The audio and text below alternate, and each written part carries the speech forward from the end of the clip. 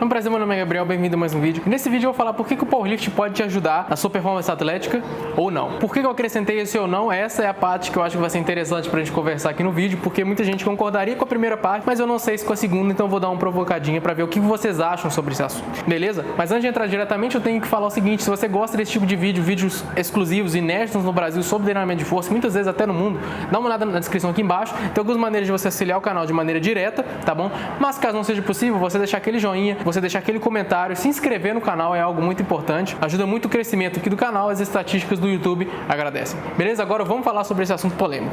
Eu vou falar com a parte que vocês concordam para vocês não saírem do vídeo primeiro. Vamos dizer assim, o powerlift pode ajudar muito em qualquer tipo de performance atlética. Por quê? Porque a gente está utilizando movimentos complexos, movimentos, entre aspas, livres, sem auxílio de máquina. A gente está trabalhando muita estabilização, a gente está trabalhando grandes amplitudes de movimento, a gente está trabalhando grandes grupos musculares, e para se tornar melhor nos movimentos powerlift, você tem que trabalhar grupos musculares que geralmente são os mais fracos da população e que são os mais atléticos, coincidentemente. A população não tem um estilo de vida atlético, logo ela não tem esses músculos muito desenvolvidos. É tão simples assim.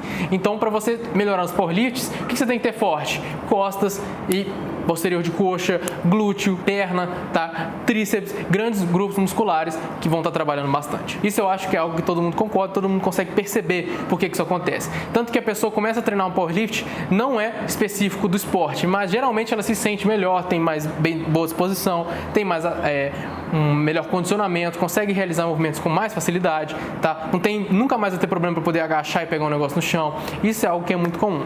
Agora, tem uma pitadinha de sal aí que eu vou colocar nesse seu doce, que a questão é a seguinte: quando você depende do foco que você tem no seu powerlift, o seu foco é e sempre será mover o máximo de carga possível para uma repetição máxima. E muitas vezes, para as pessoas conseguirem fazer isso, tem, vamos dizer assim, pequenos atalhos, tá? Em que a gente consegue fazê-lo de maneira, entre aspas, mais simples, sem ainda assim aproximar da questão das lesões, tá? Eu não vou estar falando dos atalhos tão grandes como o uso de drogas de aumento de performance ou formas perigosas, tá? Nem é disso que eu estou falando. Eu estou falando da própria natureza dos lifts. Então vamos lá, chega de enrolação. Exemplos: muitas vezes, para a gente conseguir mover mais carga e utilizar mais grupos musculares ou grupos musculares que nós temos mais facilidade de mover mais carga, a gente vai o quê? Diminuir a amplitude. Isso é algo que eu acho que você vai começar a concordar comigo. Muitas vezes, para você fazer um supino e conseguir mover o máximo de carga possível, é interessante você fazer uma pegada mais larga. Isso significa que é o melhor para todo mundo? Não, mas pode fazer você mover mais carga, e esse é o foco do powerlift. Então é isso que eu gostaria de falar no vídeo. Depende da maneira como você aproxima,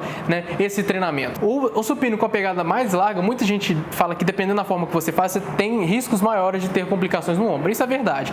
Principalmente se você estiver não retraindo muito bem a sua escápula e não tiver um arco legal. Isso vai estar acontecendo porque você vai acabar tendo contato das estruturas no ombro.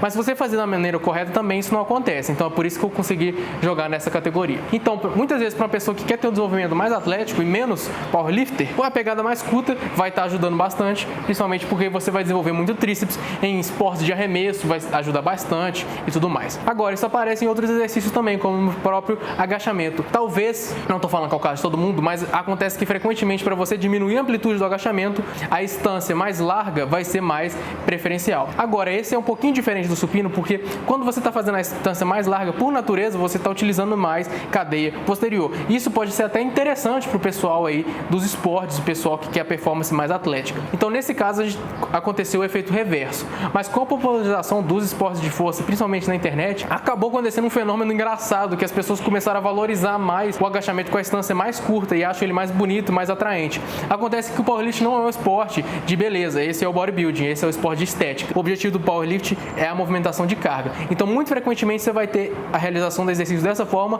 por mais que as pessoas não achem bonito, esse não é o objetivo. Então, vamos dizer assim que esse atalho, nesse caso, vai estar ajudando a performance atlética e não atrapalhando. E agora, novamente, do levantamento terra, pelo fato das pessoas estarem treinando bastante o agachamento, acontece que é muito comum a pessoa ter um convencional que é mais forte, e a pessoa acaba focando no agachamento convencional. Por quê? Qual que é a diferença do convencional para o sumô? Eu tô devendo esse vídeo ainda. Acontece que os equilíbrios dos músculos que você está utilizando, né, a sua alavanca, o seu ângulo de saída do chão, tudo isso vai mudar os músculos que você está utilizando. No caso do agachamento convencional, você tem uma frequência, um peso muito maior da participação das costas, enquanto do sumô você tem uma participação muito maior do quadril. Então às vezes a pessoa, ela quer fazer um movimento, um esporte que tem muito deslocamento frontal, deslocamento lateral e rotação, valeria mais a pena ela ter um quadril mais forte do que ficar focando tanto em costa superior. Como estou pensando aqui agora, no caso de um futebol, algum esporte que você use muito mais perna do que membros superiores. Seria mais interessante, em teoria, a pessoa focar o sumô. Só que como tem esse fenômeno engraçado também, novamente, o sumô, você consegue diminuir um pouquinho a amplitude, mas com a popularização do esporte na internet, eu também não sei, porque as pessoas acham mais atraente fazer o convencional. E ele acabou ficando muito mais popularizado e é muito mais valorizado hoje em dia. E aí a pessoa vai acabar fazendo uma amplitude que é um pouquinho maior, trabalhando um pouquinho mais de costas e talvez, não sei se é o melhor para o treinamento atlético, tá? Então qual que é o ponto desse vídeo? Por que eu tô indo de um lado e indo pro outro? Porque tudo isso depende da aplicação que você vai fazer em si mesmo ou nos seus atletas. E esse é o ponto principal. Generalizações são geralmente burras, tá? Eu acho que a gente tem que evitar isso. Então falar que o power é excelente para performance atlética, não é. Dependendo da maneira como o cara for treinar, ele não vai ter os ganhos que ele quer e ele vai achar que realmente isso aqui não vale nada e eu vou ficar sentado fazendo extensão de perna que eu tô vendo mais transferência, tá?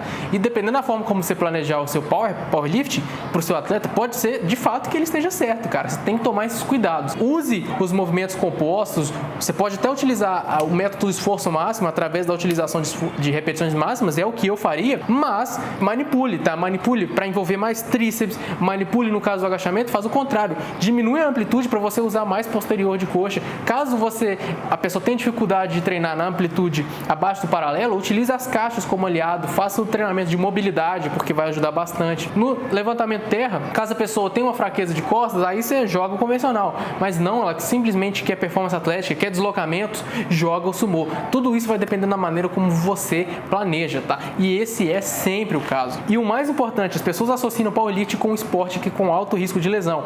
E eu discordo. Ele só vai ser assim caso você treine assim, caso você deixe acontecer. Se você fez supino 2 vezes, sentiu dores 2 vezes no ombro e não fez nada, a culpa é sua. Seu corpo te avisou 2 vezes. Uma deveria ser o suficiente para você tomar atitude. Se você fez barra fixa e sentiu dor no cotovelo, você não está tomando a atitude que você deveria para resolver este problema, porque isso não é normal, isso não deveria acontecer. Então eu acho que infelizmente tem associação do esporte powerlifting com alto risco de lesão, mas isso geralmente é a pessoa que está ignorando aquilo que eu falei. Eu costumo falar aqui no canal, você pode ter um recorde pessoal de 20, 30 quilos no seu terra se você usar a sua coluna vertebral, mas isso não é o interessante para a saúde da sua coluna vertebral. Você vai conseguir o recorde pessoal e semana que vem você não consegue levantar da cadeira. Qual que valeu a pena, né? Então a gente tem que ter sempre essa sabedoria de só ir até aonde a gente consegue chegar sem lesões. Eu acho que essa é a maneira mais saudável, porque a pessoa mais forte é aquela que treina por mais tempo. Esse é o vídeo que eu queria trazer hoje. Talvez tenha sido um pouco inconclusivo aí para os guerreiros de teclado da internet, mas eu não sou dono da verdade, muito menos é o cara que está nos comentários do Instagram, tá? Você tem que estudar esses assuntos, refletir, pegar de várias fontes e tomar suas próprias conclusões fundamentadas em argumentos. Eu acho que isso é muito mais importante do que alguém chegar aqui e falar como você deve pensar. Tome muito cuidado com quem faz isso. Caso você tenha gostado do vídeo, eu peço para você deixar aquele joinha novamente, o comentário, se inscrever no canal caso ainda não seja inscrito. Não deixe de dar uma olhada nesse site que está escrito aqui embaixo, pentagonstrength.com, bem como meu Instagram, Gabriel Martins Fitness, que está sendo atualizado muito mais frequentemente. Beleza? Vou ficando por aqui. Caso você tenha assistido até aqui, muito obrigado.